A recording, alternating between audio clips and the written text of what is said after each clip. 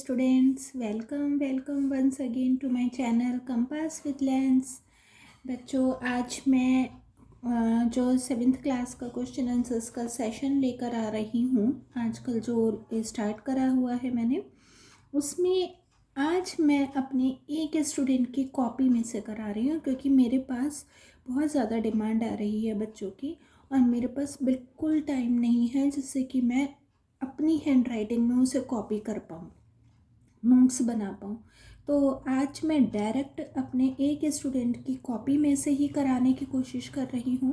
और मुझे पता है कुछ बच्चों को राइटिंग से या वर्ड्स से कहीं ना कहीं कुछ प्रॉब्लम्स आएंगी और लेकिन मैं कोशिश करूँगी कि जैसे जैसे मैं समझाऊँगी पढ़ाऊँगी उसमें वर्ड्स को भी मैं ठीक करूँ और क्लियर करके समझाऊँ। फिर भी आप मेरे वर्ड्स पे ज़्यादा ध्यान दीजिएगा। तो जब आप वीडियो देखेंगे तो आपको जो वर्ड या जो टर्म्स कुछ भी चीज़ आपको समझ नहीं आएगा तो आप मेरे वर्ड्स के थ्रू उसे समझ सकते हैं बहुत इजीली। तो चलिए स्टार्ट करते हैं लेसन चैप्टर। तो स्टार्ट करते हैं लेसन 11 रेस्पिरेशन। और हाँ बच्चों, अगर आप लोगों को ऐसे भी कंफर्टेबल है जैसे मैं कॉपी में से करा रही हूँ स्टूडेंट की, अगर ऐसे भी कंफर्टेबल है तो आप मुझे बताइएगा। और अगर आप लोगों को किसी को भी प्रॉब्लम आ रही है तो भी मुझे कमेंट सेक्शन में ज़रूर बताइएगा, जिससे कि अगर मैं कुछ इम्प्रूवमेंट कर पाई तो मैं उसमें पूरी कोशिश करूँगी। और एक रिक्वेस्ट और है, अगर आपको ये चैनल ये वीडियो अच्छी लगे तो आप प्लीज़ लाइक तो ज़रूर कीजिएगा, जिससे कि ये ज़्यादा से ज़्यादा स्टूडेंट्स तक पहुंच पाए आपके और मेरे ज़रिए, ठीक है। और अगर चैनल पे आप लोग नए हैं कोई भी तो प्लीज़ सब्सक्राइब तो ज़रूर कीजिएगा और ज़्यादा से ज़्यादा जितना हो सकता है ग्रुप्स में शेयर कीजिएगा वीडियोस को, जिससे कि बाकी और बच्चों को भी इसके लिए बहुत ज़्यादा हेल्प मिल सके। Now let's start lesson 11 respiration of class 7। इसमें सबसे पहले हम डिफाइन लेते हैं फर्स्ट। अब इसमें फर्स्ट आ रहा है स्टोमेटा। स्टोमेटा हम बहुत पहले से छोटी क्लासेस से पढ़ते आ रहे हैं। स्टोमेटा क्या होता है? स्टोमेटा लीव्स के ऊपर बना हुआ होता है। ये पोर्स होते हैं जिसके थ्रू रेस्पिरेशन का प्रोसेस किया जाता है। स्मॉल पोर्स, ये पी है बच्चों। Small pores in leaves and stems. Leaves और स्टेम्स में छोटे छोटे पोर्स होते हैं, होल्स भी कह सकते हैं जैसे हम, through which exchange of gases takes place in plants, जिसकी वजह से, जिसके ज़रिए गैसेस का एक्सचेंज यानी वही रेस्पिरेशन, सांस लेना और सांस छोड़ना, वो प्लांट्स में होता है। अगेन किसकी वजह से होता है? स्टोमेटा की वजह से होता है, उसके थ्रू होता है। नेक्स्ट आ रहा है स्पेरिकल्स। स्पेरिकल्स क्या है? अब spiracles small openings on the sides of bodies of insects. Insects के जैसे कॉकरोचेस हो गए, इंसेक्ट्स की बॉडी में साइड में होते हैं, उनकी स्किन के ऊपर होते हैं, छोटी छोटी सी ओपनिंग्स होती हैं, through which exchange of gases takes place, जिसकी वजह से ये भी गैसेस का एक्सचेंज कर सकते हैं, यानी रेस्पिरेशन भी इनका इन्हीं स्किन की ओपनिंग में होता है। Next is alveoli, tiny air sacs present at the end of bronchi। ये बहुत छोटे छोटे से वो एयर होल्स ही होते हैं जो कि ब्रोनकाइज में प्रेजेंट होते हैं। अब ब्रोनकाई क्या होती है? Tube that branch out from the trachea. ये ट्यूब होती है जिसे ब्रांचेस निकलती हैं, ट्रीज़ की ब्रांचेस निकलती हैं, उस तरीके से ये बाहर निकली हुई होती हैं ट्रैकिया से, और जो सीधा लंग्स में एंटर करती है उन्हीं को ब्रोनकाई बोलते हैं। इन्हीं के थ्रू रेस्पिरेशन का काम होता है। हीमोग्लोबिन, सब्सटेंस इन ब्लड में वो सब्सटेंस का प्रेजेंट होना that help to transport oxygen in the body, जिसकी वजह से ऑक्सीजन का ट्रांसपोर्ट पूरी बॉडी में होता है। अगेन हीमोग्लोबिन की ही वजह से ऑक्सीजन का ट्रांसपोर्ट, यानी पूरी बॉडी में ऑक्सीजन जो पहुंचती है वो हीमोग्लोबिन की वजह से ही पहुंचती है, क्योंकि ये ब्लड हमारी पूरी बॉडी में बहता है और ये उन्हीं के अंदर प्रेजेंट रहता है। नेक्स्ट इज एरोबिक, ये एक रेस्पिरेशन ही है, respiration in the presence of oxygen. Aerobic, जब ऑक्सीजन की प्रेजेंस में रेस्पिरेशन होता है तो इसे एरोबिक बोलते हैं, लेकिन यहाँ पर एनारोबिक है, यहाँ पर ये भी रेस्पिरेशन में ही है, लेकिन यहाँ पर उल्टा हो जाता है, respiration in the absence of oxygen. जब ऑक्सीजन की एब्सेंस होती है उस टाइम पे जो रेस्पिरेशन होता है वो एनारोबिक कहा जाता है। यहाँ पर आपकी डिफाइंस ख़त्म हो गई है। नेक्स्ट स्टार्ट होता है short answer questions. First question is what is oxidation. Oxidation क्या है बच्चों? ये जो टर्म्स होती हैं ये मोस्ट इम्पॉर्टेंट होती हैं हर तरीके से, जो भी डिफाइन में हमने पढ़ा है या अब क्वेश्चंस में भी आएंगे, ये बहुत अच्छे से लर्न करना और समझना ज़रूरी होता है। अब इसी में है ऑक्सीडेशन क्या होता है? The reaction of any substance with oxygen, oxygen के साथ किसी भी सब्सटेंस का रिएक्शन होना ही ऑक्सीडेशन कहा जाता है। Next, why should we not over water potted plants. इसका मतलब आ रहा है प्लांट्स में हमें ज़रूरत से ज़्यादा पानी क्यों नहीं देना चाहिए। अब आंसर है we should not over water potted plants. अब यहाँ से हमारे यहाँ तक क्वेश्चन में से आ गया ये प्लांट्स है। As the water replace the air in the soil and the roots can not breathe. बच्चों इसका मतलब ये होता है सॉइल के अंदर ऑक्सीजन होती है जिसकी वजह से प्लांट्स वो उसको ब्रीदिंग करने में, प्लांट्स को ब्रीदिंग करने में हेल्प मिलती है। लेकिन अब जब भी आप पानी डालते हैं तो कभी कभी आप नोटिस कीजिएगा, आप थोड़ा सा पानी डालते हैं तो उसके अंदर से बबल्स निकलते हैं। कई बार होता है, मोस्टली ऐसा होता है कि प्लांट्स में, पॉट में यानी गमले में आपने पानी डाला है और उसके अंदर से बबल्स निकले हैं, तो वो ही ऑक्सीजन ही होती है, एयर ही होती है।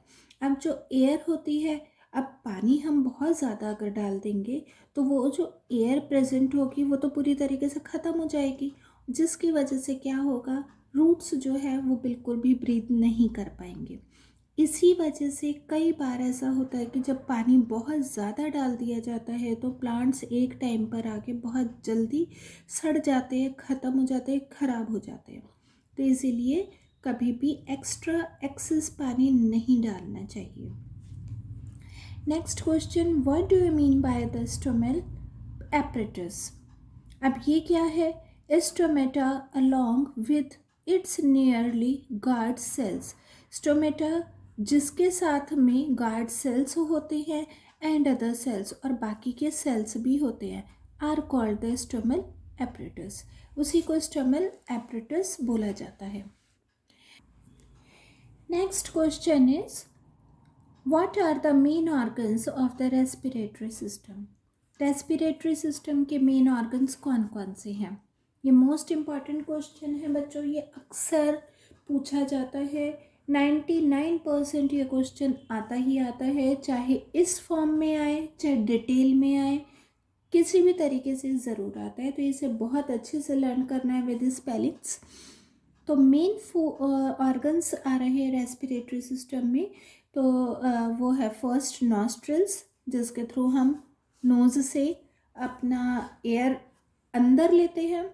उसके बाद फेरिंक्स, जिसे कि थ्रोट कैविटी भी बोला जाता है। इसके बाद आता है ट्रैकिया, जिसे विंड पाइप बोलते हैं, जिसके थ्रू विंड हमारी इस विंड पाइप के थ्रू अंदर जाती है। फिर ब्रोंकाई आता है, ब्रोंक्यूल्स इन लंग्स आता है, लंग्स जो हमने पीछे अभी पढ़ा था कि ब्रोंक्यूल्स इन लंग्स। फिर आता है एल्वेली इन लंग्स, और लास्ट में डायफ्राम। डायफ्राम तक, यहाँ तक बच्चों मैं बहुत ज़्यादा डिटेल में अभी नहीं करा रही हूँ, क्योंकि ये क्वेश्चन आंसर्स का सेशन है और चैप्टर की रीडिंग मैंने नहीं कराई है, क्योंकि बच्चों को क्वेश्चन आंसर्स की बहुत ज़्यादा नीड हो रही थी, बहुत ज़्यादा ज़रूरत थी, तो बच्चों ने मेरे से क्वेश्चन आंसर्स की ही डिमांड करी। Next, what happen during cellular respiration? Cellular respiration के टाइम पर क्या होता है? During cellular respiration the sugar molecules in food are oxidised. अब जो भी हमने फूड खाया उसके अंदर शुगर जो भी प्रेजेंट है उसके मॉलिक्यूल्स वो ऑक्सीडाइज हो जाते हैं ऑक्सीजन के साथ में मिलकर टू फॉर्म कार्बन डाइऑक्साइड, जिसकी वजह से उसके बाद में कार्बन डाइऑक्साइड और वाटर बन जाता है और फिर उसके बाद से एनर्जी मिलती है पूरी बॉडी को। ये एक्स्ट्रा फिर बाहर निकल जाता है। The reaction involves in is as follows. अब इसमें रिएक्शन भी आ रहा है C6H12O6 जो कि ग्लूकोज है, ये ऑक्सीजन बन जाता है। ऑक्सीजन के बाद ये रिएक्ट होने के बाद कार्बन डाइऑक्साइड में चेंज हो जाता है, देन वाटर में चेंज हो जाता है और किस में, एनर्जी में चेंज हो जाता है। आई होप आपको ये क्लियर हो गया होगा। Next question, why does the breathing becomes faster while doing exercise? जब भी हम कोई एक्सरसाइज करते हैं, हाँ यहाँ पर ओनली एक्सरसाइज का नाम दिया गया है बच्चों, कभी भी अगर आप डांस करते हैं, रनिंग करते हैं, एक्सरसाइज करते हैं, खेलते हैं, कुछ भी आप ऐसा काम कर रहे हैं जिसमें आपको बहुत ज़्यादा एनर्जी लग रही है, तो उस टाइम पर ब्रीदिंग बहुत ज़्यादा तेज़ क्यों हो जाती है? हमारी सांस बहुत ज़्यादा, जो हम सांस ले रहे हैं वो बहुत तेज़ तेज़ जल्दी जल्दी क्यों लेने लगते हैं? इसका मतलब ये है, while doing exercise a person need extra energy. अब कोई भी काम ऐसा किया गया है, एक्सरसाइज करी गई है, तो उस टाइम पर एक्स्ट्रा एनर्जी की बॉडी को ज़रूरत पड़ती है। So the breathing becomes faster, और इसकी वजह से ब्रीदिंग बहुत तेज़ हो जाती है, जिसकी वजह से सप्लाई मोर oxygen thus releasing more energy. बच्चों कई बार ऐसा होता है कि जब हम एक्स्ट्रा कोई काम करते हैं, हमने बहुत ज़्यादा डांस कर लिया, मैं आपको एग्जांपल, क्योंकि मोस्टली बच्चे डांस तो करते ही करते होंगे ना, एक्सरसाइज तो बहुत कम करते होंगे, फिर भी डांस तो सभी करते होंगे, तो मैं इसीलिए डांस का ही एग्जांपल दे रही हूँ। डांस करते हैं तो उसकी वजह से क्या होता है, हमारी बॉडी में जो ऑक्सीजन होती है वो कम पड़ जाती है और हमारी बॉडी को बहुत ज़्यादा ऑक्सीजन की ज़रूरत पड़ती है। अब जब ऑक्सीजन की ज़रूरत पड़ती है तो हम जल्दी जल्दी सांस लेते हैं, तेज़ तेज़ सांस लेते हैं, जिसकी वजह से हमें जल्दी जल्दी ऑक्सीजन लेने की जो हमारी ज़रूरत है वो पूरी हो जाती है। और उसके बाद में जब ऑक्सीजन की सप्लाई ज़्यादा हो जाती है तो वो और ज़्यादा एनर्जी हमारी बॉडी को मिल जाती है। ओके, नेक्स्ट क्वेश्चन आ रहा है, what chemical reaction occur during anaerobic respiration in east? East में एनारोबिक रेस्पिरेशन के टाइम पर किस तरीके का केमिकल रिएक्शन होता है? Answer is during anaerobic respiration in east. East में जो रिएक्शन हुआ है रेस्पिरेशन के टाइम पर, उसमें जो ग्लूकोज है, ईस्ट में जो ग्लूकोज होता है वो ब्रोक हो गया है, किस में चेंज हो गया, वो अल्कोहल में और कार्बन डाइऑक्साइड में।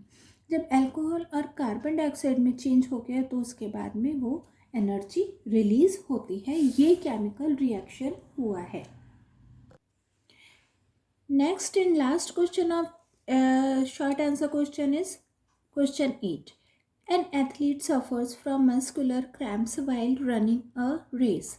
How can you help him overcome the cramps? यहाँ पर क्वेश्चन आ रहा है, ये हिम है बच्चों, एच। यहाँ पर क्वेश्चन में बोल रहे हैं, एथलीट जो रनिंग का काम करते हैं, गेम्स का होता है, अक्सर उनके पैरों में मस्कुलर क्रैम्प आ जाता है। क्रैम्प जिसे नस पे नस चढ़ना भी बोलते हैं, या बहुत से बच्चों के घरों में बहुत अलग अलग तरीके के नाम बोले जाते हैं अलग अलग एरिया में। तो वो मस्कुलर क्रैम्प जब वो भाग रहे हैं, रनिंग कर रहे हैं, उस टाइम पर आता है। अब उस क्रैम्प से हम कैसे बच सकते हैं, या छुटकारा हम कैसे पा सकते हैं, या कोई भी एथलीट कैसे कर सकता है? तो यहाँ पर क्वेश्चन में से आ रहा है, the athlete can overcome the cramps. Question में से आ गया बाय, यहाँ आंसर है by massaging the effective part. जहाँ पे क्रैम्प आया उस पार्ट को मसाज करने पर, या फिर by taking a hot bath, या फिर गर्म पानी से नहाने पर, या गर्म पानी को यूज़ करने पर। ये भी हॉट है, HOT। ओके, ये बाथ BATH। नेक्स्ट यहाँ पर लॉन्ग आंसर क्वेश्चन से स्टार्ट हो गए हैं।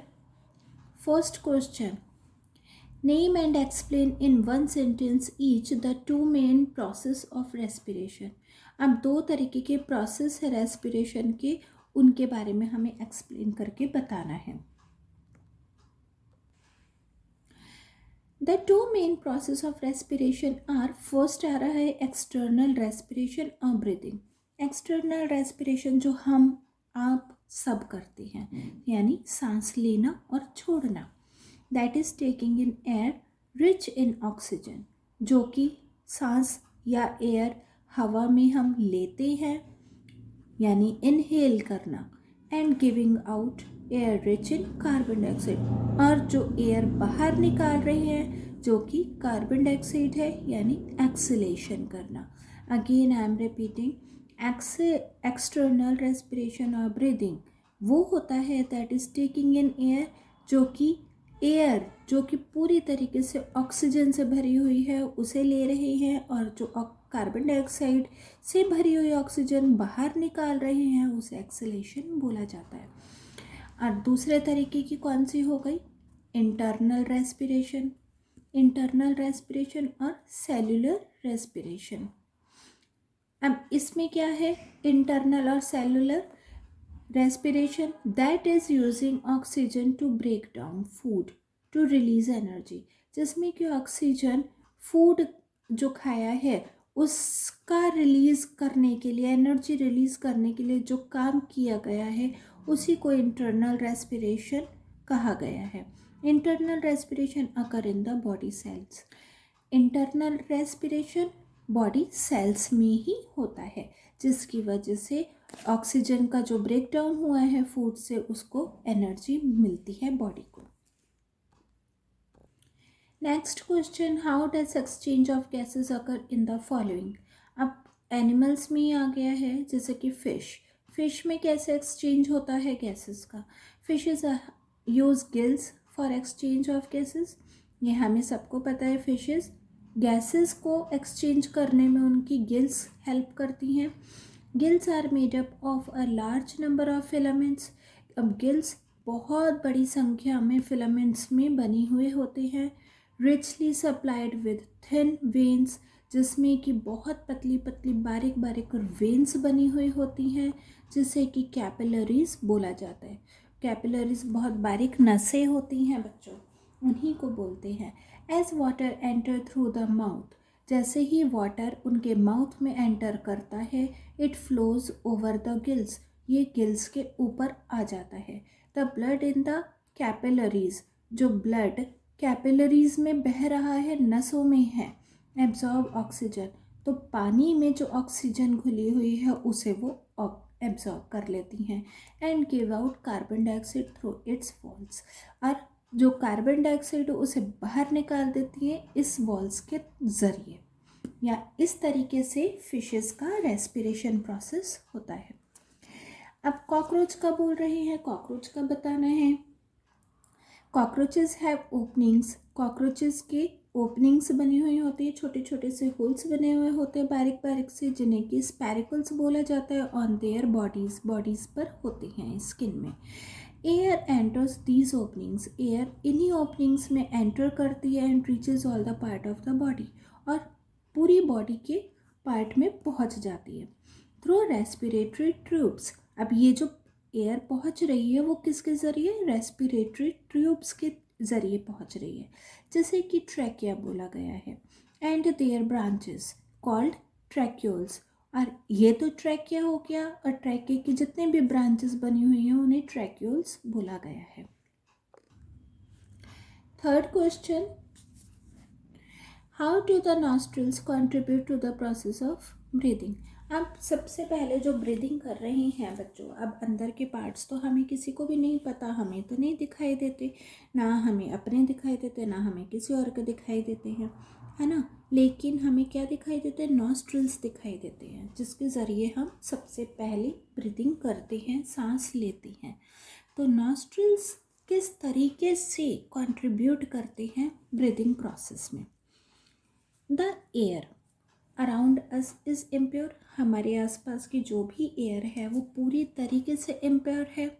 आवर लंग्स रिक्वायर एयर, हमारे लंग्स को एयर की ज़रूरत होती है which is moist, warm and clean, जो कि एयर कैसी होती है, मॉइस्ट होती है, वार्म गर्म होती है और क्लीन होती है। ये एल है lungs. As the air we breathe in, जैसे ही हम एयर को ब्रीद इन करते हैं यानी अंदर लेते हैं, passes through the nostrils, nostril से पास होती है। It is moistened by the slimy mucus present in the nose, हमारे नोज के अंदर एक चिपचिपा टाइप का, स्टिकी टाइप का म्यूकस होता है, जिसकी वजह से वो उसमें से मॉइस्टेंड हो जाता है। Mucus is secreted by the inner linings of the nose, mucus कैसे निकलता है, म्यूकस भी हमारी जो नोज़ होती है उसके अंदर जो इनर लाइनिंग्स होती हैं, अंदर की जो लाइनिंग होती है वहाँ से सेक्रेट होता रहता है यानी निकलता रहता है। The air becomes warm, air गर्म हो जाती है bye the blood circulating in the knows, जो नोज़ के अंदर ब्लड सर्कुलेशन हो रहा है उसके ज़रिए वो एयर जो हमने अंदर ली है वो भी गर्म हो जाती है। The mucus and the hair present inside are nose trap direct, over nose trap direct dust particles and disease causing germs। अब जो म्यूकस और हेयर है नोज़ के अंदर, वो उस डर्ट को, डस्ट पार्टिकल्स को या डिजीज़ कॉजिंग जर्म्स को ट्रैप कर लेते हैं, यानी पकड़ लेते हैं, वहीं पर रोक लेते हैं। किस चीज़ के, एयर के अंदर जो डस्ट होते हैं, डस्ट पार्टिकल्स होते हैं या जर्म्स होते हैं। अब फिर उसके बाद क्या होता है, and prevent them from entering respiratory system, जिसकी वजह से जब ये सारा हमारी नोज़ में ही सब चीज़ रुक जाती है, ट्रैप हो जाती है, तो क्लीन एयर हमारी बॉडी के अंदर जाती है और इसकी वजह से क्या होता है, जो प्रिवेंट देम फ्रॉम एंटरिंग, जो रेस्पिरेटरी सिस्टम में खराब एयर को जाने से वो रोक सकती है। Next question, draw a labelled diagram of the apparatus, एक लेबल डायग्राम बनाना है एपरेटस का। You will use to show that heat is produced during respiration, कि हीट जिस टाइम पर रेस्पिरेशन हो रहा है सीड्स में, उस टाइम पर हीट भी प्रोड्यूस हो रही है। Why are 2 flask used in the experiment, 2 flask का एक्सपेरिमेंट में यूज़ क्यों हुआ है ये भी बताना है। यहाँ पर है बच्चों, मेरे उसे स्टूडेंट ने ये डायग्राम भी अपना बना रखा है। 2 फ्लास्क ले रखे हैं, इसमें एक में जर्मिनेटिंग सीड है और एक में बॉइल्ड बीन सीड है, और फिर यहाँ पर मॉइस्ट कॉटन वूल लगा रखा है दोनों ही साइड में, नीचे की साइड में, और ये थर्मामीटर है जिससे कि हीट को, टेम्परेचर को नापा जा सके। और ये डायग्राम हो गया। और नेक्स्ट इसी में आंसर इसी का पूछ रहे हैं, 2 flask were used in the experiment because 2 type of seeds were taken in them, क्योंकि 2 तरीके के सीड्स को लिया गया है दोनों फ्लास्क में। फ्लास्क ए कंटेन्स जर्मिनेटिंग बीन्स सीड्स, ए में, फ्लास्क ए में जर्मिनेटिंग बीन सीड्स हैं, और जबकि दूसरे फ्लास्क बी में बॉइलिंग बीन सीड्स को कंटेन किया गया है यानी रखा गया है। Again I am showing the diagram, और आपकी बुक में भी ये वाला डायग्राम ज़रूर है तो उसे भी देख लीजिएगा आप। तो ये इस वाले क्वेश्चन 4 का डायग्राम के साथ में आंसर डिटेल में भी मैंने समझा दिया। नेक्स्ट 5th क्वेश्चन आ रहा है, What happens to the air breathed in once reaches the lungs? अब तो बहुत अच्छा क्वेश्चन है कि एक बार जब जो एयर हमने अंदर ली है, ब्रीद इन हुआ है एयर का, वो लंग्स में पहुंचने के बाद क्या होता है। The air we breathe in eventually reaches the tiny air sacs called alveoli, जो एयर ब्रीद इन हुई है वो सीधा कहाँ, टाइनी एयर सैक्स से यानी एल्वेली के थ्रू गई है, वहाँ पर पहुँचती है। किसके थ्रू गई है, ब्रोंकियल्स, जो और उसकी छोटी छोटी जो ब्रांचेस है जिसे कि ब्रोंक्यूल्स बोला गया है। ये ब्रोंकस है और ये ब्रोंक्यूल्स है। इनके थ्रू ये एयर पहुंचती है। The sacs surrounded by the blood vessels, ये जो होते हैं सैक्स, ये ब्लड वेसल्स यानी जो नसें होती हैं, खून की नसें होती हैं, उनसे घिरी हुई होती है, उनके चारों तरफ होती है। The oxygen present in the air we breathe in, जो ऑक्सीजन होती है एयर में, जो हमने सांस ली है उसमें जो ऑक्सीजन होती है वो सीधा ब्लड में जाती है, goes into the blood, contained in blood vessels, जो कि ब्लड वेसल्स में होते हैं। The carbon dioxide present in the blood, जो कार्बन डाइऑक्साइड ब्लड में पहले से ही है एज द वेस्ट प्रोडक्ट, और रेस्पिरेशन, जो कि पहले से ही है वेस्ट प्रोडक्ट के रूप में, passes out of the blood, वो ब्लड से बाहर आ जाता है इनटू द एयर सैक्स। फिर उसके बाद thus exchange of gases takes place, और फिर क्या होता है, जो सांस ली गई है वो ब्लड में चली जाती है, और जो एक्स्ट्रा यानी वेस्ट होता है यानी अगेन कार्बन डाइऑक्साइड, वो बाहर आ जाता है, और यही एक्सचेंज का लंग्स में काम होता रहता है गैसेस। क्वेश्चन 6 आ रहा है, explain with the help of a diagram the structure of the human lungs.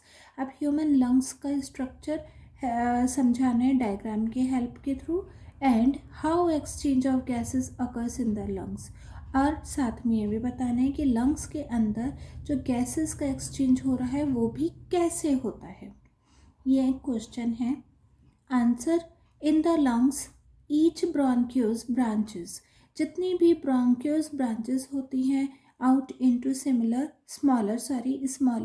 Out into smaller tubes, जो बहुत छोटी छोटी ट्यूब्स में निकली हुई होती हैं, जिसे कि ब्रोंक्यूल्स बोला जाता है। At the end of these tubes, अब जब ये ट्यूब्स का एंड होता है, are tiny air sacs called alveoli, वहाँ पर छोटे छोटे से एयर सैक्स बने हुए होते हैं जिन्हें एल्वेली बोला जाता है। Each lung contain about 300 million alveoli, हर लंग में 300 मिलियन एल्वेली होते हैं। The air we breathe in eventually reaches these air sacs, जो हमने पीछे पढ़ा है वही दोबारा यहाँ पर बच्चों रिपीट हो रहा है। जो एयर हमने ब्रीथ करी है वो सीधा एयर सैक्स यानी एल्वेली में पहुँचती है। The sacs are surrounded by blood vessels, ये ब्लड वेसल्स से घिरे हुए होते हैं। The oxygen present in the air we breathe in, वो जो ऑक्सीजन एयर में होती है वो ब्रीद इन होती है जो हम करते हैं, वो सीधा ब्लड में जाती है जो कि ब्लड वेसल्स में होते हैं। द कार्बन डाइऑक्साइड जो कि एक्स्ट्रा वेस्ट जो एयर होती है, कार्बन डाइऑक्साइड होती है, वो ब्लड में से बाहर आ जाती है और वो सीधा एयर सैक्स में पहुंच जाती है, जिसकी वजह से वो बाहर हमारी बॉडी से भी बाहर निकल जाती है। और यही एक्सचेंज लंग्स में चलता रहता है कंटिन्यू, हर समय 24 आवर्स, दिन रात। Next question, how are combustion and cellular respiration similar to each other. Combustion और सेलुलर रेस्पिरेशन दोनों में मतलब एक दूसरे के बिल्कुल सिमिलर कैसे हैं, in what ways are they different, और किस तरह से ये अलग है।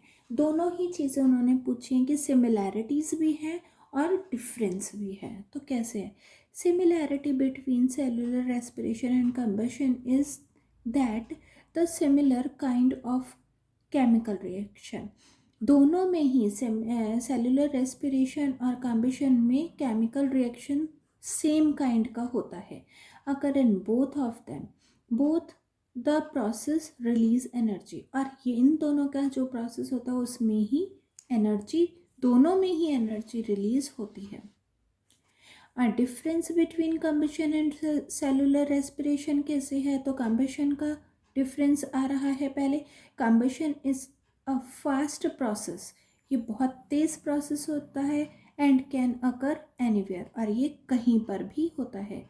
It occurs at high temperature, बहुत हाई टेम्परेचर पर ये होता है। और third, energy is released in a single step, और एक ही बारी में एनर्जी बहुत तेज़ी से रिलीज हो जाती है in the form of heat and light, heat और लाइट के थ्रू।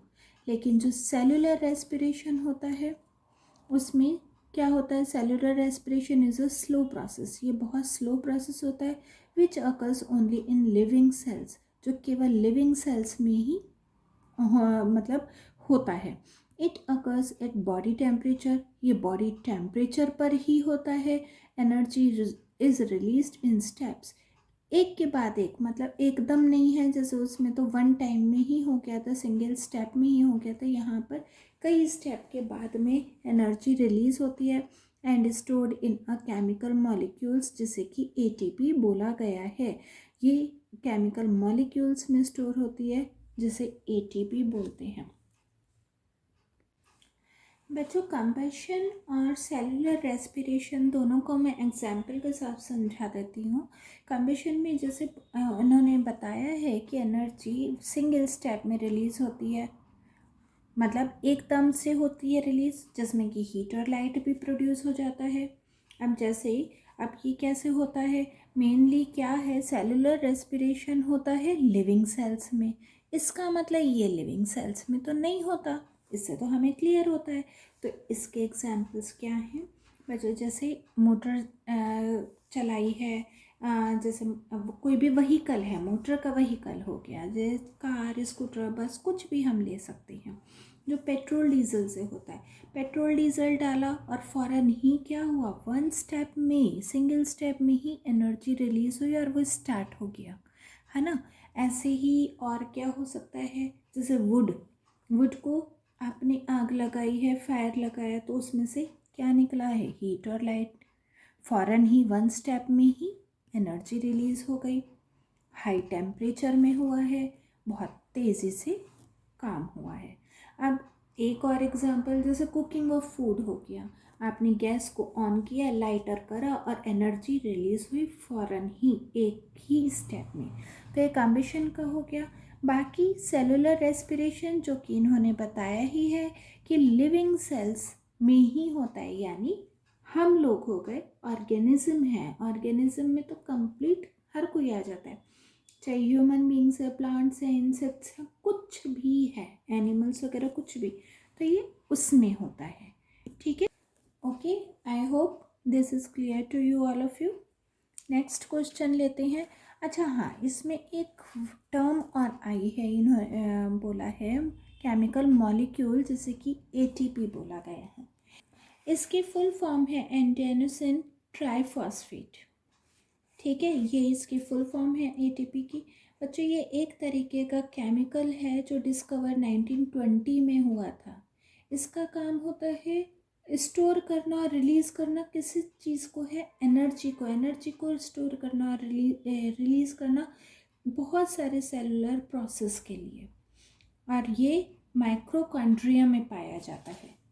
ठीक है, ये मैंने आपको एक्स्ट्रा नॉलेज दे दी है, हालांकि इसके बारे में आप आगे की बड़ी क्लासेस में पढ़ते चले जाएंगे, 8th 9th 10th इन सब के बारे में आपको पूरी तरीके से और क्लियर होता जाएगा।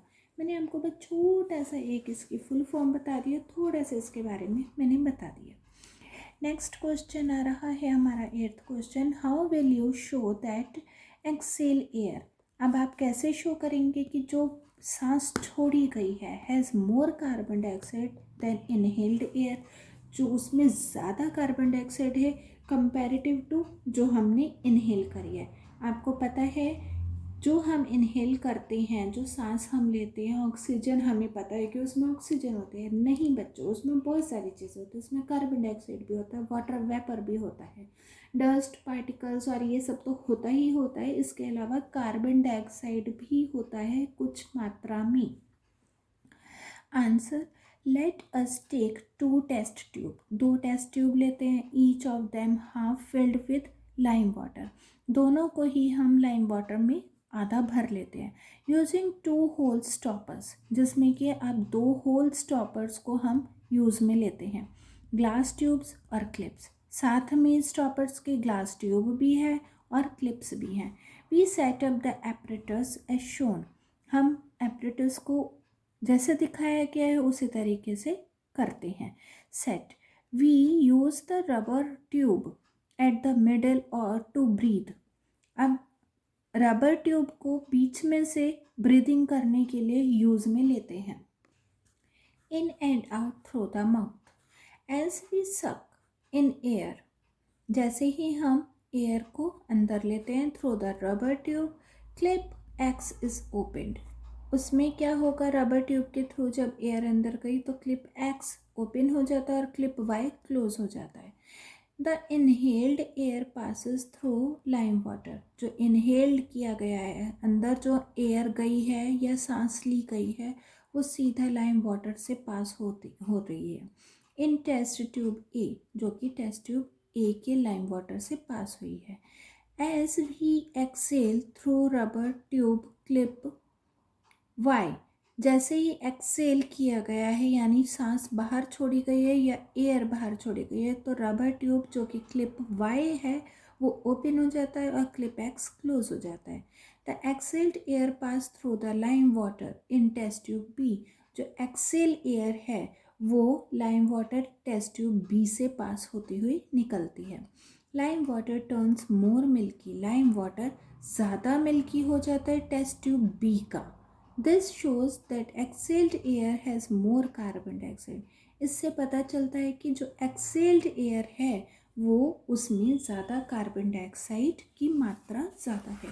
बच्चों इसका जो पिक्चर है या एक्सपेरिमेंट जो करा है ये पेज नंबर 22 पर है। पेज नंबर 22 पर एक्टिविटी 5 है।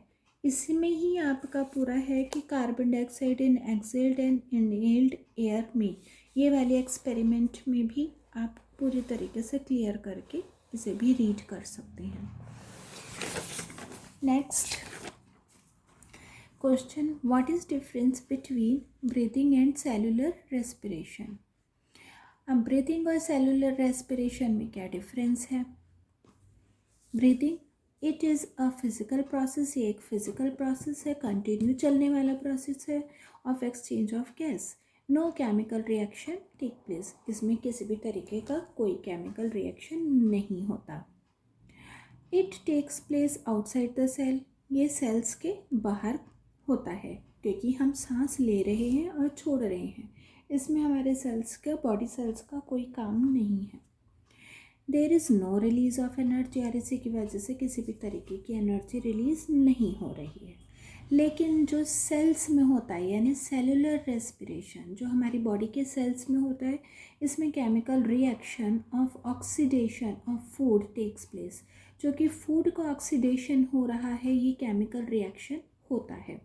It takes place within the cells, ये सेल्स के अंदर होता है और इसके बाद इसी की वजह से एनर्जी भी बॉडी को मिलती है या रिलीज होती है इसके through energy. Question 10, what is anaerobic respiration, does it occur in the human body also, क्या ये ह्यूमन बॉडी में भी होता है।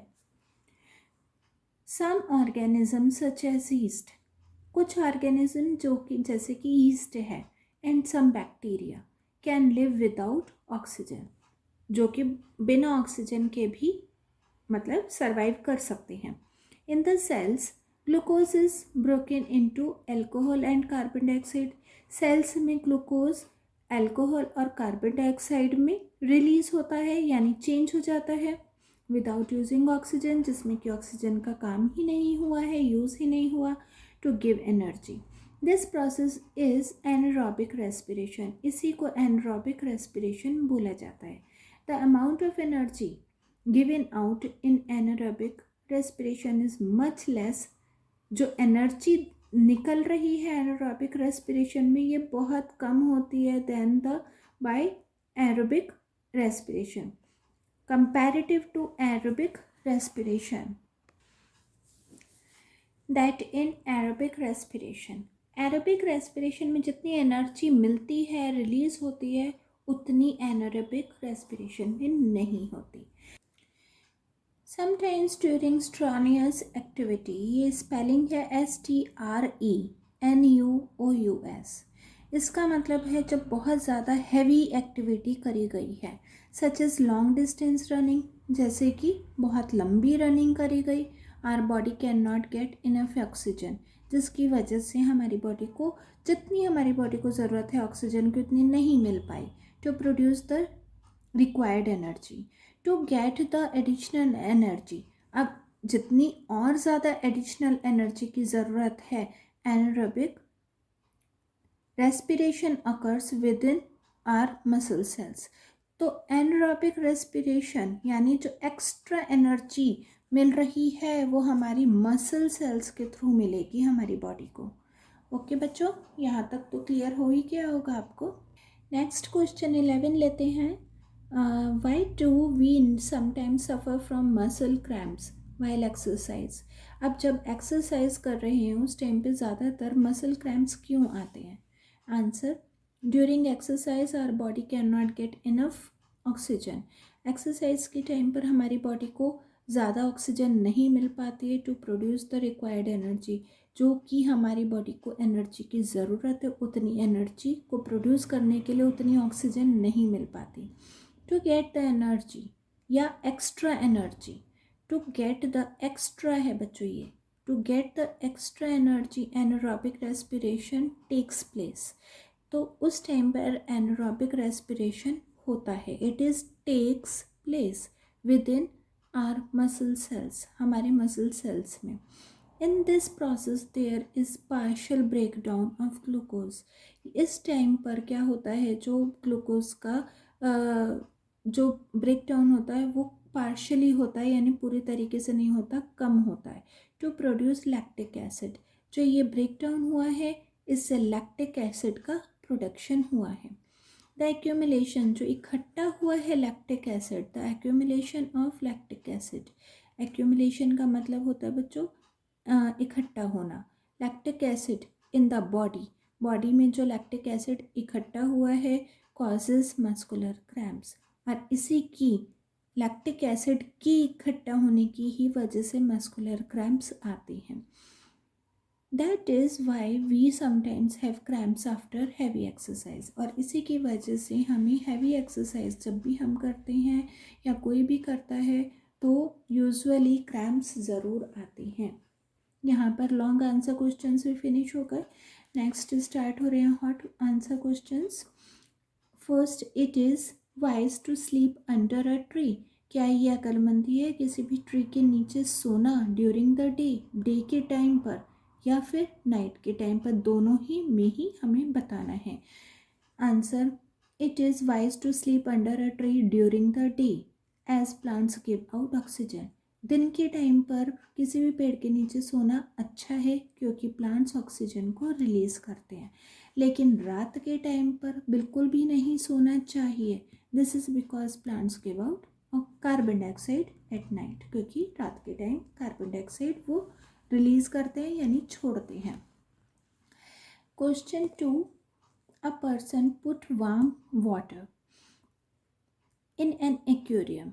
एक्वेरियम में गर्म पानी को एक पर्सन एक्वेरियम में डाल देता है, ये रखता है, thinking that fish would be more comfortable in it. ये सोच कर के फिशेस ज़्यादा कंफर्टेबल रहेंगी गर्म पानी में। हाउएवर द फिश डाइड, लेकिन क्या होता है, फिश डाई हो जाती है, मर जाती हैं। What can be the reason for this. अब इसके पीछे रीज़न क्या है? अब इसमें तो क्वेश्चन में थोड़ा हिंट भी दे रखा है, हम हिंट पर नहीं जाते, हम सीधा आंसर्स पर आते हैं। Solubility of gases in water reduces with increase of temperature। जो गैस घुली हुई है पानी के अंदर, उस जब टेम्परेचर उसका बढ़ जाता है पानी का तो वो उस भी कम हो जाती है। Therefore warm water has less oxygen। इसी की वजह से गर्म पानी में कम ऑक्सीजन हो जाती है dissolve. And the fish die, अब जब उन्हें ऑक्सीजन कम मिलेगी फिश को तो वो मर जाएंगे, because they did not get enough oxygen, क्योंकि उन्हें पूरी ऑक्सीजन नहीं मिल पाई है। नेक्स्ट क्वेश्चन,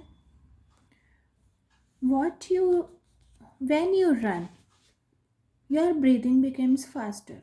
जब आप भागते हैं, तेज़ भागते हैं, तो आपकी ब्रीदिंग भी बहुत तेज़ हो जाती है, as you need more oxygen, क्योंकि आपको ऑक्सीजन की ज़्यादा ज़रूरत है। But why does your rate of heart beat also increase. लेकिन वो तो यहाँ तक तो ठीक है कि ऑक्सीजन की ज़्यादा ज़रूरत पड़ रही है, लेकिन हमारी हार्ट बीट भी तो इंक्रीज हो जाती है, तो वो क्यों होती है?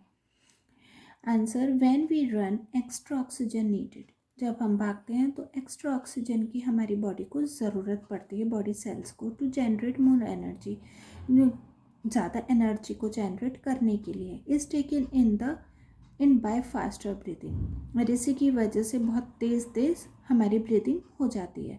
It is supply to the body cells, ये बॉडी सेल्स तक पहुंचती है by increase in the rate of heart beat, जिसकी वजह से हार्ट बीट का जो रेट है यानी हार्ट बीट भी है वो भी बहुत तेज़ हो जाती है। Which increase the blood flow through the body, और इसकी वजह से क्या होता है, हार्ट बीट तेज हुई तो ब्लड का फ्लो भी तेज हुआ पूरी बॉडी में, है ना। ऐसे ही होता है ना बच्चों। Next question, why do plants not need a respiratory system, plants को रेस्पिरेटरी सिस्टम की ज़रूरत क्यों नहीं होती है। Plants do not need the respiratory system because plants show the simplest form of respiration, क्योंकि उनका जो रेस्पिरेशन होता है वो बहुत सिंपल तरीके से होता है। एग्जाम्पल जैसे कि taking in oxygen and giving out carbon dioxide through stomata, जो कि ओपनिंग इन द लीव्स है। मतलब सिंपल तरीके से, बहुत सिंपल तरीके से होता है, सीधा स्टोमेटा के थ्रू सांस ली और बाहर छोड़ दिया carbon dioxide. The oxygen directly goes into the cells, और जो प्लांट सेल्स होते हैं ऑक्सीजन सीधा उन तक पहुंच जाती है। And no separate organs for breathing are necessary, और इसी की वजह से क्या होता है, जो सब काम सीधा हो रहा है, डायरेक्ट तौर पे हो रहा है, तो अलग से ऑर्गन्स की कोई ज़रूरत ही नहीं पड़ती है। ये तो हम लोगों में होती है, ह्यूमन बॉडीज़ में या एनिमल्स बॉडीज़ में होती है, जो इतनी कॉम्प्लिकेशन बनी हुई है। Fifth question, if you hold, ये एच है,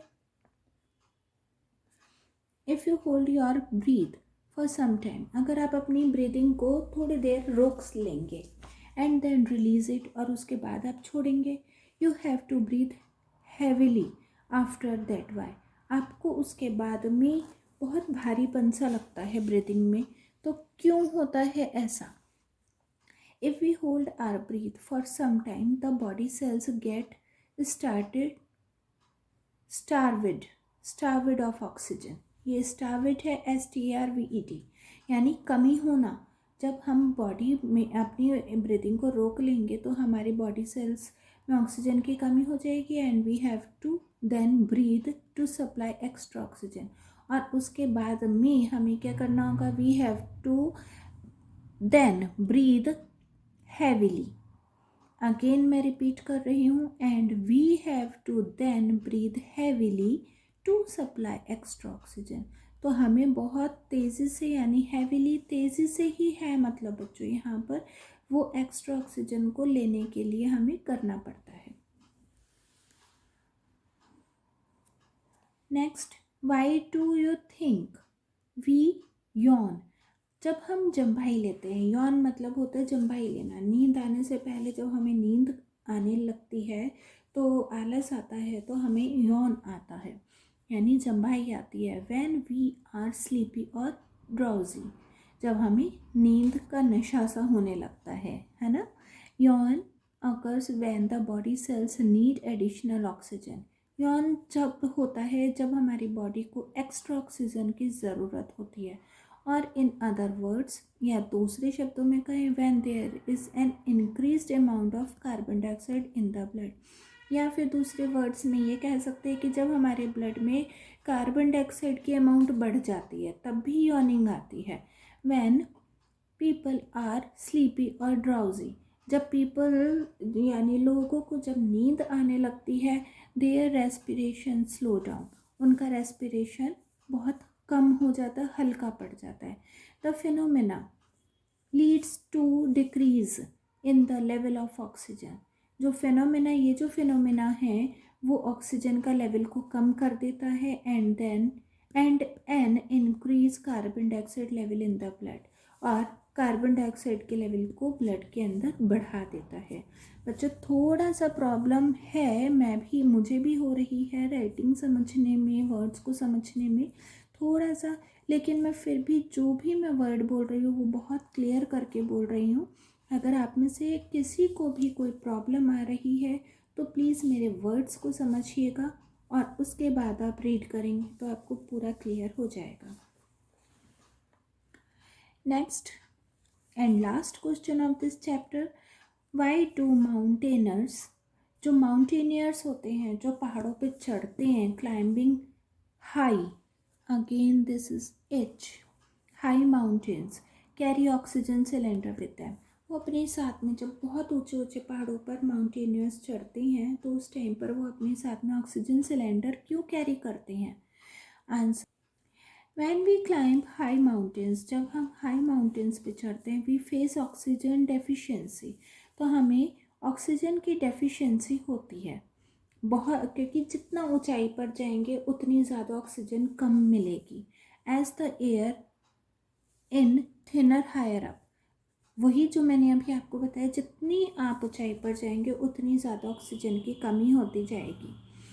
टू सप्लीमेंट दैट स्कैरसिटी, ये जो स्कैरसिटी का मतलब कमी होता है बच्चों, ये जो कमी है इसे पूरा करने के लिए माउंटेनियर्स क्लाइंबिंग हाई माउंटेन्स, जो कि बहुत ऊंचे ऊंचे पहाड़ चढ़ते हैं, उस कमी को पूरा करने के लिए वो अपने साथ में ऑक्सीजन सिलेंडर को कैरी करके ले जाते हैं, जिससे वो जितनी ऊंचाई पे चढ़े उन्हें ऑक्सीजन की कमी किसी भी तरीके से ना हो, वो नेचुरल ना लेकर आर्टिफिशियल तरीके से वो ऑक्सीजन अपने तक पहुंचा पाते हैं।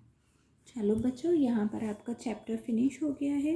आई होप आपको क्लियर हो गया होगा। थोड़ी बहुत परेशानी हुई होगी, मुझे भी पता है क्योंकि मुझे भी हुई है, लेकिन क्या करें, जब बच्चों की डिमांड इतनी है, टाइम कम है, तो हमें उनको भी तो पूरा करना है ना बच्चों। तो थोड़ा कॉपरेशन आप कीजिए, थोड़ा मैं करूँगी, तो हमारा काम हो जाएगा सब काम। तो यहाँ पर हमारा ये क्वेश्चन आंसर्स का इस चैप्टर का फिनिश हो गया है, और मैंने काफ़ी हद तक आपको चैप्टर जो पूरी तरीके से समझाया नहीं है, डिक्टेट नहीं किया है, तो वो मैंने क्वेश्चन आंसर्स में कर दिया है। आई होप आपको पसंद आया होगा, तो प्लीज़ लाइक, सब्सक्राइब और शेयर तो ज़रूर कीजिएगा। और नेक्स्ट वीडियो तक के लिए टिल देन बाय बाय।